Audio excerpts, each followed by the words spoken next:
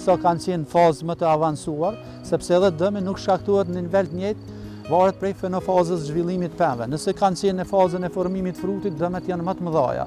Nëse kanë qenë në fazën e lulëzimit, atëherë dëmet janë pak më të vogla, mirë po nëse pema ka qenë në fazën akoma pa lulëzu, pa u shfaq lulet, atëherë pema është pak më e mbrojtur. Në këtë rast, në shfaqjen e ngrica, për shembull, kajsia pothuajse mundu me i pa veç e veç. Mundu me i pa veç e veç. Okej. Në moment që kanë lulëzu me banesëve, janë shkatëru komplet. Edhe kjo darë është profesor i nivelit bachelor dhe master në Fakultetin e Bujqësisë.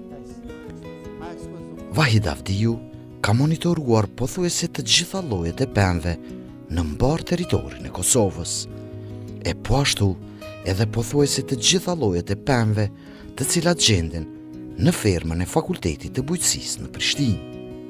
S'ka asnjë frut. Asnjë frut. Kumbulla ka pas lulëzim atë vonë. Për të na dhënë një pasqyrë të qartë, Avdiu filloi të na i dokumentoj dëmet për secilën pemë një nga një.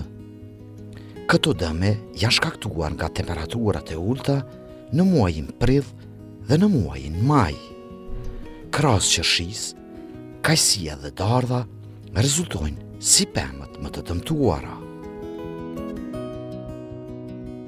Ka qenë edhe dardha. Domethënë, në moment që kanë lulëzu me banesë edhe janë shkatëru komplet lulet. Edhe kjo dardha, komplet dardhën e ka dëmtuar shumë.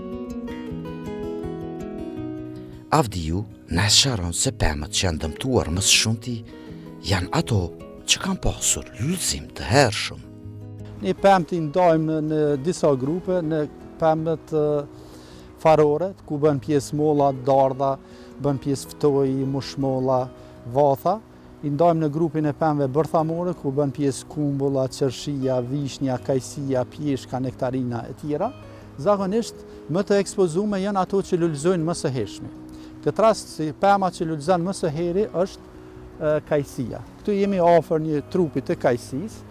Kjo ka qenë mbushur në pothuajse me lule, domethënë, mirë po me qenë se ka lulëzu shumë herët, në fund të marsit ka lulëzu, atëherë faktikisht kjo ka qenë plotësisht e ekspozuar ndaj atyre ngricave dhe nëse veç e vreni nuk shohim asnjë frut që ka ngel këtu brenda këtij trupit të pemëve. Thonë, dëmet kanë qenë të kjo 100% dëmtimi i frutave. Pemë tjetër në grupin e pemëve bërthamore, të cilat janë të rrezikume, janë edhe qershit, edhe vishnja, edhe pjeshka, domethënë në kuadër këtij grupi. Po gjithsesi edhe kumbulla është e ekspozuar. Rezistenca e pemëve ndaj ngricave varet kryesisht nga koha kur lulëzon ajo. Kumbullat që kanë lulëzuar herët janë dëmtuar plotësisht, ndërsa ato me lulëzim të vonshëm janë dëmtuar pjesërisht. Zona e Dugagjinit, e cila shpesh herë ka qenë më e mbrojtur nga ngricat, këtë vit është dëmtuar më shumti nga to. E zbërthejmë këtë rastin këtu, kemi afër një trupi me kumbull. Ky është kultivari Stanley, është një kultivar amerikan, ka pjekje diku në fundi i gushtit, fillimi i shtatorit, edhe ka lulëzim pak më të vonë. Ndërsa janë disa kultivarë që kanë lulëzu herët, ata pothuajse janë dëmtu plotësisht. Në këtë rast edhe ky është dëmtu, sepse në momentin e shfaqjes së ngricave edhe ky ka qenë fazën e fillimit të lulëzimit ose eventualisht në lulëzim plot.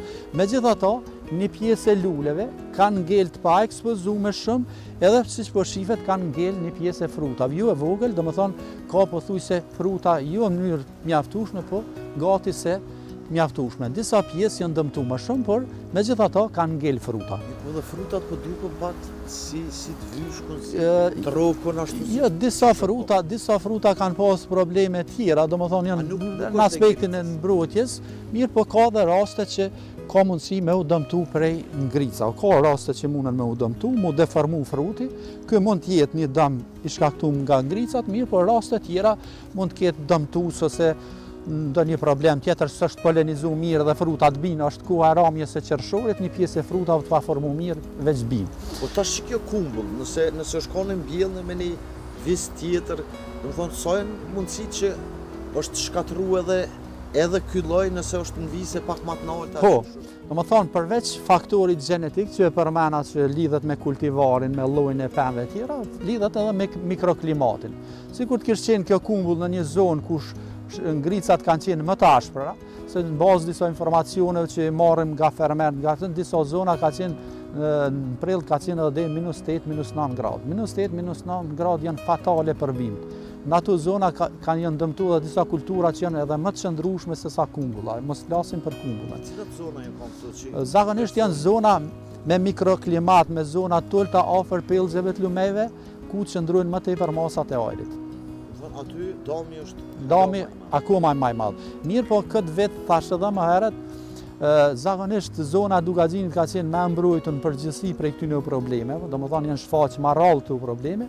Këtë vit fatkeqësisht ajo zonë është prej bukur shumë për shkak se vegetacioni është më i avancuar atje, domethënë është paktën 10 ditë 2 javë më herët se këtë zonën këtu ku jemi në rrafshin e Kosovës. Megjithatë, kjo ka shkaktuar një dëm, ndoshta te disa kultura të njëjta, dëm më të madh se sa siç është për shembull te kultura e Arës. Dëmet janë më të mëdha në rrafshin e Dugaxhinit se sa në këtë pjesën tonë. Për arsye se vegetacioni ka qenë më i vonë, edhe shkalla e ekspozimit ka qenë më e vogël në raport me pjesën atje. Ju ka shumë edhe një dardha. Po. Ka shku me çysh është gjendja e saj. Edhe kultura e dardhës është plotësisht e dëmtuar. Kemi 3 kultivar dardhës këtu. Dardha bën pjesë në grupin e pemëve farore. Fatkeqësisht është një prej pemëve këtij grupit më tepër të ekspozuar në raport me mollën, është shumë e ekspozuar ndaj ngricave të vëndshme pranverore për arsye se lulëzon herët. Edhe ky lulëzim i hershëm pak a shumë edhe nuk e ekspozon më tepër ndaj këtyre rreziqeve. Rastin tonë konkret dardha pothuajse ka qenë në fazë të lulëzimit plot në gjitha zonat, edhe në këtë zonën tonë, po edhe mos flas për rrafshin e Dugaxhinit. Edhe siç po shihni, vetëm një rast janë kriju 2 fruta, aty përndryshe këto bim kanë qenë plot mbushura me lule, mirë po pothuajse 100% janë të dëmtuara.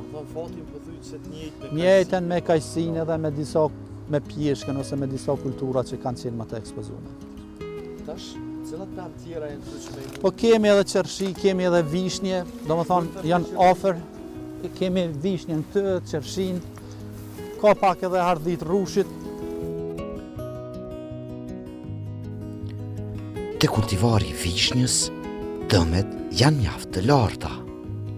Kjo është vishnje, po e shifni edhe këtu dëmet janë jashtëzakonisht mëdha, megjithatë ka ndonjë frut aty këtu, domethënë ka arrit me u formu ndonjë frut, megjithatë nuk janë të mjaftueshëm në raport me lulet që i ka pas të diferencume dhe komplet procesin e lulëzimit, domethënë edhe kjo është mjaft e dëmtuar. Kultivari hershëm apo i pak më vonshëm se edhe vishnjet ishin me Po, domethënë gjitha pemt i ndryshojnë njëna prej tjetrës, kjo është me pjekje mesatare, nuk është as shumë i hershëm as shumë i vonshëm, megjithatë dëmet veç po i shohim janë evidente. Domethënë realisht në krejt Kosovën edhe vishnja është e dëmtuar. Është e dëmtuar në masë të madhe, varësisht. Për shembull rrafshin e Dugaxhinit ka qenë akoma me avancuar me vegetacioni, atje janë dëmtuar shumë a shumë.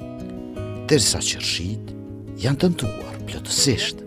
Qershia i vjen që edhe më shumë se vishnja është. Qershia është edhe më tepër e ekspozuar ndaj ngricave. Janë edhe këtu ka disa kultivarë që janë më të hershëm më të vonë, mirë, po në rastin tonë konkret këtu praktikisht është dëmtuar 100% qershia. Po shifni edhe këto 2 trupa me qershi kanë qenë plot me lule, domethënë kanë pas lulëzim të plot, tash për tash nuk ka asnjë frut të formuar. Domethënë kjo është dëm i pasojat. Nëse shoh humbimin, duket që nuk ka ndodhur asgjë, mirë, po duke i ditë kronologjinë e ngjarjeve që ka ndodhur gjatë muajit prill, e shifet që frutat mungojnë këtë rast edhe ky është dëm i real që ka ndodhur në plantacione të tjera me qershi. Tu kemi edhe moll tjetër. Po, duket që pjesërisht ka mundi marrë në qitë pjesën që ty. Kultura e mollës, për dallim nga këto të parët, ka pësuar më pak. Dëmi te to është i pjesërisëm. Edhe te molla varet prej kultivarve. Fatmirësisht molla ka qenë një prej kulturave që ka qenë pak më vonë e avancume në vegetacion. Edhe nuk ka qenë fazën e lullëzimit në momentin kur janë shfaqë ngricat. Ka qenë fazën, i themi neve, diferencimit të buqetës e lullës, hapjes e buqetës, mirë po nuk ka pas lullëzim. Fatmirësisht ka qenë në një shkallë më mbrojtur. Në këtë rast, të kultura mollës nuk kemi dëme 100%, megjithato ka dëme. Do më thonë, nuk është që nuk ka dëme, edhe kultura mollës, mirë po nuk është dëmi 100% si kurse të kultura tjera. Edhe tek molla ka kultivar të ndryshëm. Edhe shkalla dëmit varet nga faza e lullëzimit edhe faza e ekspozimit ndaj këtyre ngricave. Për shembull, këtu neve kemi 5-6 kultivar të kodrt pëmishtes didaktike që kemi këtu. Kemi edhe kultivar të hershëm, edhe kultivar të vomë, edhe kultivar me pjekjet mesme. Megjithato, ka fruta, por jo në masën të cilën është dashur të ketë. Me përqindje, sa mujë me llogarit që mund me kam të molla kam? Mesatarisht. Tash, faktikisht, nëse vrej me bojmë një ekspozim, këtu është dashur të ketë fruta, më tepër edhe se normal se pemt nuk i diferenciojnë, nuk i krijojnë krejt lulet, nuk shndrohen frut. Mjaftojnë kur ka lulet mjaftueshme dikon 10 deri në 12%, 8 deri në 12% e lule u më shndru në frut. Se në mënyrë natyrshme bima krijon lule më shumë për me pas një lloj mekanizmi mbrojtës. Është interesant se edhe vetë bima e ka një lloj mekanizmi mbrojtës. Për shembull, si është ky mekanizëm? Në strukturën e degëzave që i ka në kuror, janë degëza të moshave të ndryshme. Në parim, sythat me moshë më të vjetër, edhe degëzat me moshë më të vjetër lullëzojnë më herët. Ndërsa ato me moshë më të re lullëzojnë pak më vonë. Kjo ndihmon bimën që me lullëzu në mënyrë suksesive, do më thonë hap pas hapi, edhe pastaj më ju ekspozu më pak ngricave, me qenë një lloj mekanizmi. Ose kur hapet lulja, për shembull. Kur hapet lulja, secili syth, nëse e gjejmë ndonjë rast, ndonjë rast konkret, këto fruta kanë origjinë prej një sythi. Nëse vreni, këtu gjurmët kanë ra disa fruta, kanë qenë lule. Ato lulet ka pas mundësi me u dëmtu prej ngricave, edhe prej zakonisht një syth krijon 5 deri në 7 lule. Jo të gjitha lulet shndrohen frut. Mirë, po kur ndodh momenti i lullëzimit, fillimisht lullëzon lulja e qendrës, pastaj lulet periferike.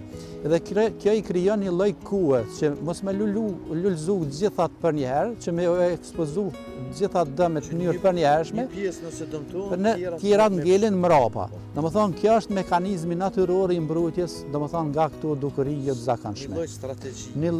Një lloj mekanizmi natyror i mbrojtjes. Domethënë degëzat lullëzojnë në mënyrë periodike, por edhe lulet që shfaqen brenda një sythi dalin në mënyrë periodike të lullëzuara. Domethënë kjo e ka ndihmuar mollën që faktikisht me shpëtu diçka nga këto ngrica. A ka këto veç molla apo edhe pemt? Gjitha pemt e kanë, mirë, po kur është stadi shumë i hershëm i lullëzimit, atëherë i zan edhe të marrëvendshme i zan.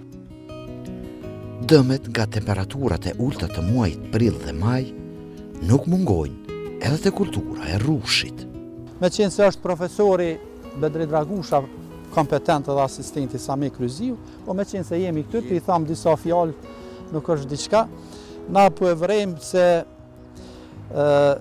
kjo ka qenë në një fazë qetësisë pak më të vëndshme këtu tek ne, për shkak të vegjetacionit, thash 10 deri 2 javë është më i vonë se në rrafshin e Dugaxhinit. Atje në rrafshin e Dugaxhinit, bazë të informacioneve që kemi, nuk është që i kemi vizitu, unë personalisht jo, po megjithatë ka informacione se atje dëmet kanë qenë shumë të mëdha. Në këtë rastin tonë konkret po e shohim se nuk janë dëmtu sytat mas të madhe, domethënë ka ndonjë rast që është dëmtu s'ka shpërthy syti, po megjithatë po e vrejmë se sytat janë formu dhe kanë formu domethënë veshullin në mënyrë normale dhe është në proces të zhvillimit që duhet me qenë. Megjithatë, nëse e vrejmë pak më detajisht, mënyrë pak më të hollësishme, kemi disa simptoma të ngricave të majt, tash 14 majt, disa gjethet që kanë qenë në fillim të formimit të sipër, edhe kjo ngjyra këtu po shihet se këto temperaturat 0 gradë, këto pjesë janë shumë të breshta, shumë të ndihshme, edhe kanë pas një lloj ndikimi të vogël. Me pas qenë akoma më të ulta, atëherë dëmi me siguri kishte qenë shumë më i madh prezent.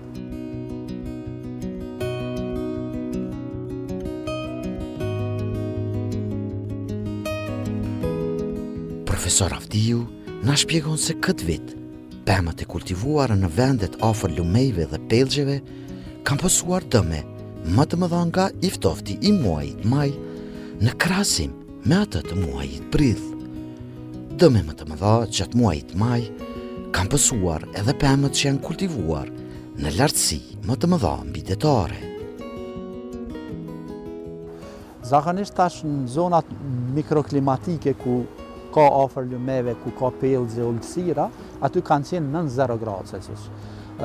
Aty dëmet kanë pas mundësi me qenë më të mëdha. Prej këtyre ngricat të majit. Prej ngricat të majit. Ndërsa më të mëdha kanë qenë në pjesët e lartësive mbi detare ku ka pas zbor. Unë kam pas rast, për shembull një informacion e kam që në zonën Shalës Bajgorës, qershit janë formu ma vonë shumë, se nuk kanë qenë të ekspozume në prill, për shkak se vegetacioni është ma i vonë. Mirë po tash maj i ka zanë keq. Pa dëme nga këto temperaturat të ulta, nuk kanë mbetur edhe kulturat e arrave. Diku, dëmi mund të arrijë deri në 50%. Se arra kemi populacione lokale, do më thonë që janë zhvillume prej fares, ka me vetit ndryshme gjenetike, disa janë më të hershme, disa më të vona, zakonisht ato disa janë ekspozu më tepër ngrica edhe në këtë zonën këtu, mirë po këto arrat që po kultivohen tash në Kosovë, që kanë ardhur me origjinë Chandleri, është me origjinë nga Kalifornia, që zakonisht vjen si fidan nga Turqia, ose Fernete, Fernori, është akoma janë më të vona, Franketi janë akoma më të vona, ato me origjinë franceze janë. Këto ka pas dëme më të vogla në zonën ku jemi neve. Do më thonë zonën e rrafshit Kosovës, Ana Moravës. Te Ana Morava ka pas akoma më pak dëme, për arsye se ngricat kanë qenë më të buta, pak në krahasim me këtë pjesën tonë. Ndërsa në rrafshin e Dugazinit, vegetacioni ka qenë më i avancuar. Dhe shkalla dëmet dyshoj te arra që mund të jetë 30 deri në 50%. Në zona tjera përveç rrafshit Dugazinit, Do më thonë, në zonat tjera është më i vogël. Sa i përket kulturës së lajthisë, disa kultivar kanë pasur dëme shumë të mëdha, e disa dëme të pjesërishme. Edhe kjo varet prej mikrolokacionit ku ndodh, po në shumë vende edhe është dëmtu. Varet edhe prej kultivarëve. Disa kultivarë kanë qenë më të hershëm edhe është dëmtu valla në shkallë bukur të madhe. Në këtë rastin tonë që kemi këtu, kjo është një kultivar thirrë të romakja, veç po shihet që është mjaft të dëmtume. Në parim, nëse i vrim gjethet, shihet se këto gjethet e rrudhosura, dëmtume me nekroz në formë të djegura, kanë origjinë prej sythave që janë dëmtuar nga ngricat e prillit, praktikisht. Në momentin kur janë dëmtuar nga ngricat e prillit, pikërisht ta sythat që kanë qenë bardhë të luleve, nuk janë zhvilluar si duhet, janë tha edhe tash bashkë me sythat janë dëmtuar edhe lulet e ardhshme. Ndonjë rrallë, siç shihet këtu, ka shpëtu, domethënë, mirë po në rastin tonë konkret, kjo degë ka qenë dashur të jetë e mbushur me fruta. Në këtë rast vetëm një frut e kemi pothuajse në tërë këtë degë këtu.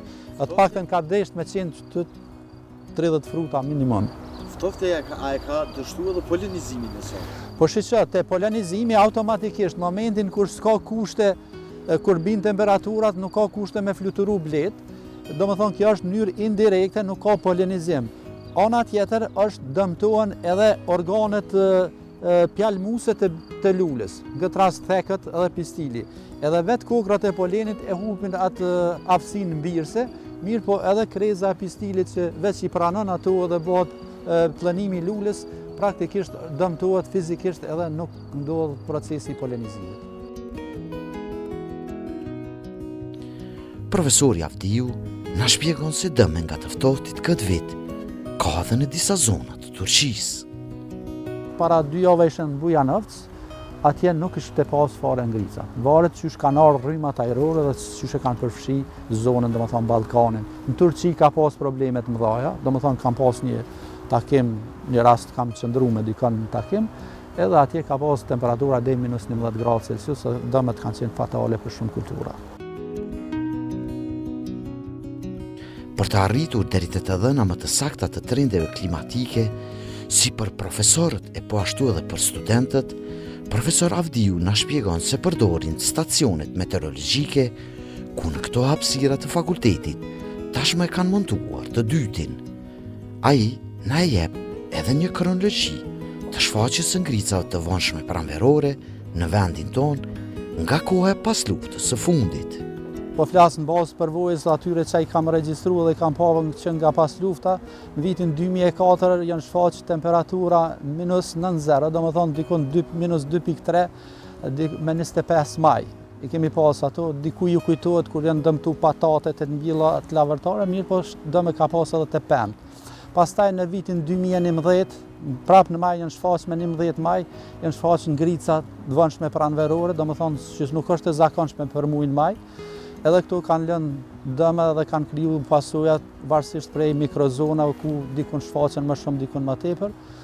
Pastaj në vitin 2016 kemi pas temperatura në 0 gradë, është për cilë muaj prill me këtu temperatura, prapë ka pas dëme. Në 2017 ka qenë një vit ndoshta edhe më i dëmshëm se sa vitet paraprake, ku komplet prilli është shoqëruar me 11 ditë, domethënë komplet muaj prill me 11 ditë me temperatura në 0 gradë Celsius. Ndërsa tash në vitin 2005 na u shfaqen dy goditje me temperatura me ngrica të vonshme pranverore, që ka qenë fillim të prillit diku në 6, 7, 8 prill, që normal kanë qenë temperatura ndoshta më fatale të shfaqura viteve të fundit në muajin prill. Por është edhe një dukuri që është shfaqur tash në maj, me 14 maj, kemi pas disa mikrozona, mikroklimate ku kemi pas temperatura në 0 gradë Celsius. Ndërsa në vendin të ku jemi, janë regjistruar temperaturat në 6 mëngjesit 0 gradë Celsius, domethënë në gjatë muajit maj. Është fjala me 14 maj. Vise malore kanë qenë edhe më të ulta për arsye se ka pas edhe rreshje bore, domethënë veç kemi pas rast me i pa, kështu që këto dukurit paszakonshme gjithsesi lënë pasojat e kulturat pemtare, me qenë se im të fol për kulturat pemtare, por edhe kultura tjera të cilat bujqësore të cilat kanë qenë veç të mbjellura. Avdiu, paksa i shqetësuar, na thot se përveç shpeshtimit të shfaqjes së këtyre ngricave, të çuditshme janë edhe ndodhit e viteve të fundit rreth kohës së vegjetacionit të pemëve. Po është e çuditshme se viteve të fundit po shfaqen edhe ndryshime brenda këtyre, jo vetëm në ngricat pranverore, por edhe në shfaqjen e vegjetacionit. Për shembull, vitin e kaluar vegjetacioni ka filluar shumë më herët, edhe lulëzimi këtë plantacion ka ndodhur dikun me 6-7 prill i mollës. Ndërsa një vit më herët e njëjta kulturë ka lulëzuar dikun me 26 prill. Domethënë po shfaqen ndryshime deri në 3 javë në zhvillimin e vegjetacionit.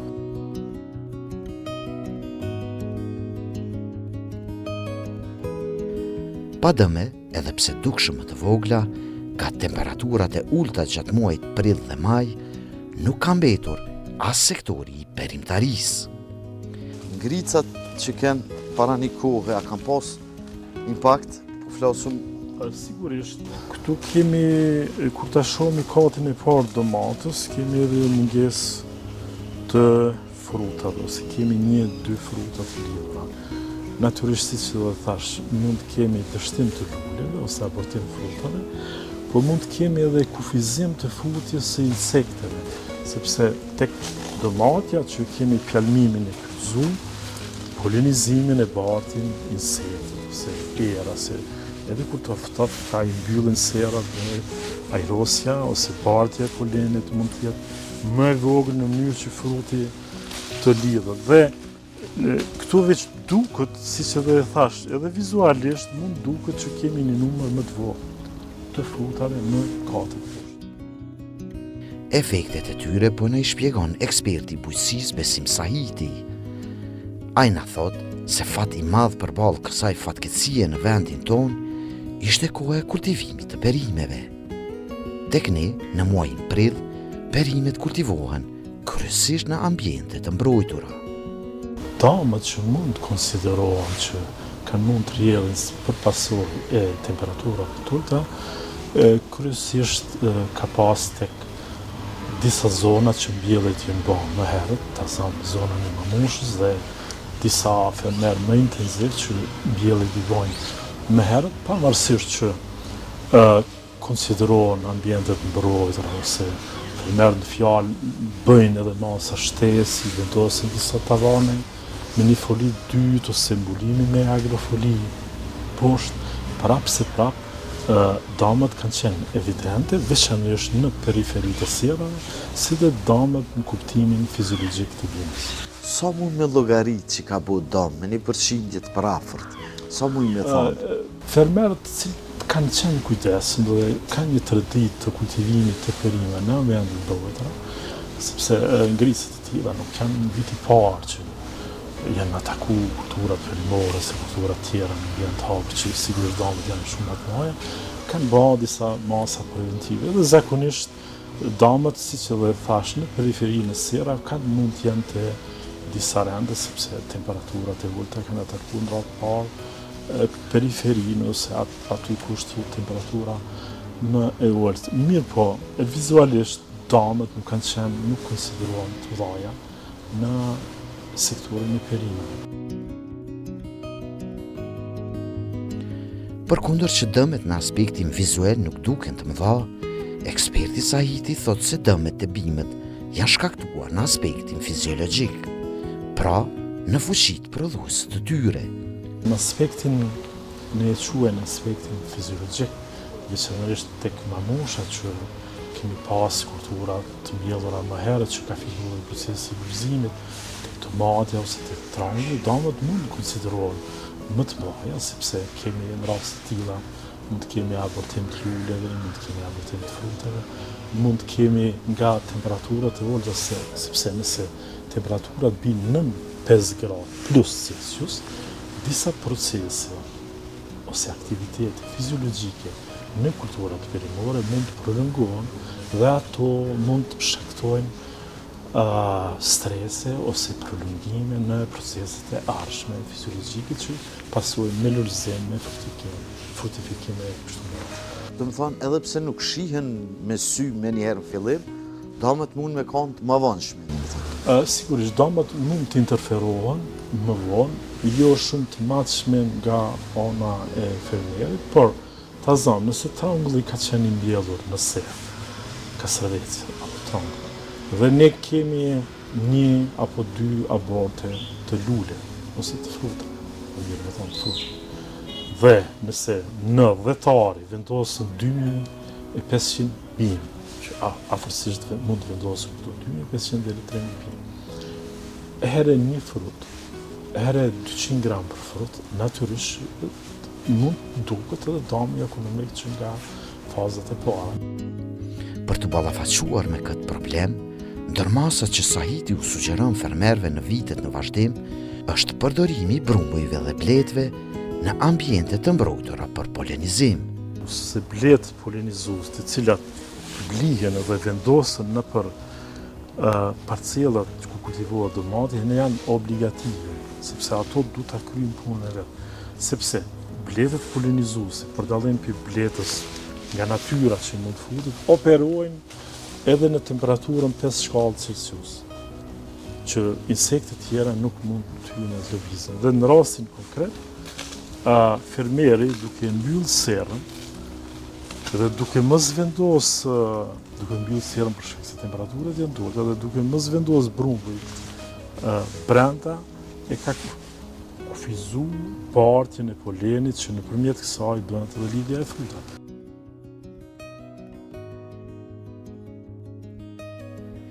Por, dëmi nga temperaturat e ulta nuk ka ndodhur vetëm në fuqitë numerike prodhuese të bimës.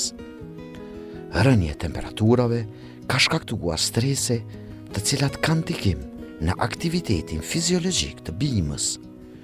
Kulturat e prekura janë kryesisht domatja, speci dhe trangulli. Masat agroteknike, trajtimi i bimëve me produkte antistres, qoftë përmes zgjedhjeve, qoftë përmes sistemit pikë. Për të ullur efektin stresues të bimët, Sahiti u sugjeron fermerëve ndërmarrjen e masave ushqyese të tyre. Trajtimi me ushqime gjithore të cilat kanë biostimulues, ose veprim antistres në bimë, përkundrejt këtyne damave që mund t'jenë. Po, trajtimi nuk mund bëhet ose duhet bëhet edhe nëpërmes aplikimit gjithor ose foliar, po duhet bëhet edhe me sistem pikpik.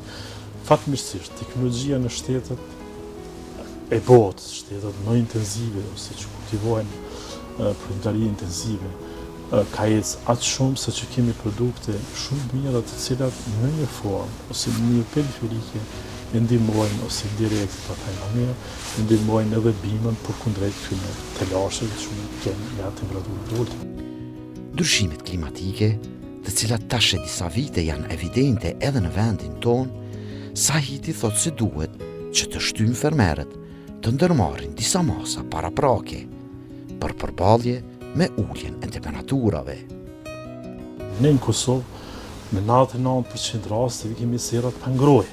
Dhe çfarë du të bëjmë në radhë të parë? Du të fatin bjellis të shtyr edhe më pak nga pranverave. Jo, mos të rrezikojnë, ose mos të rrezikojnë fermerët që të bjellin në sera ose në vendin e përhershëm në periudat kur mund të atakohen nga temperaturët e ulta.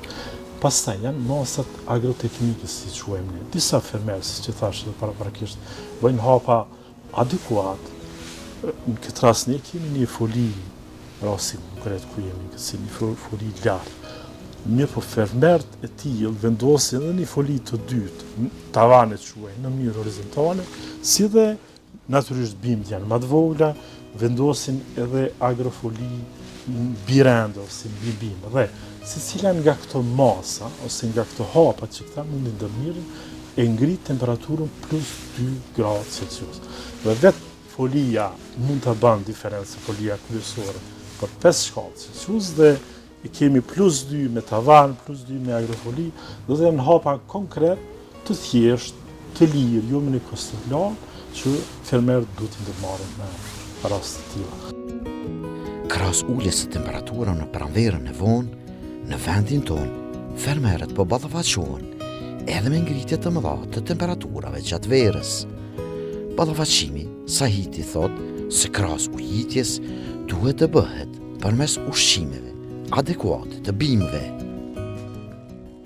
Me plot drejt, pyetja juaj ndërlidhet edhe me problemet e temperaturave të larta, që kjo ka rrjedh ose ka shkaktuar dëme më shumë tek kultivimi në ambient hap, por natyrisht edhe në kultivimin në ambient brendshëm, ose ku folien nuk e kemi të re ose adekuate me UV shumë të mirë, mund të jenë dëmet edhe në ambient brendshëm. Në disa nga këto faktori njeri nuk mund të ketë ndikim ose prolongim. Çfarë mund të bëjmë në ambient hapshëm tek kulturat perimore, të ushqet bima më mirë dhe në këto ushqimet antistres, qoftë në sistem, qoftë ushqimet gjithore që mund t'i aplikojnë dhe të përfilën afatet mbjellës. Me qenë se afatet mbjellës ndërlidhen më shumë me ngricat e hershme pranverore. Çfarë kemi të bëjmë ne kur shumica e kulturave, veçanërisht specit, hazanës, tomatit që mund të kultivohen në ambient hapur e kanë periudhën e kultivimit në periudhën korrekt dhe gusht. S'kemi afat tjetër optimal, jemi në atë fazë ose në atë stat të perime në të cilën nuk mund të kemi impakt ose nuk mund të ketë faktori njeri ndë një ndryshim që mund të ketë direkt impakt në kultivimin e perimit.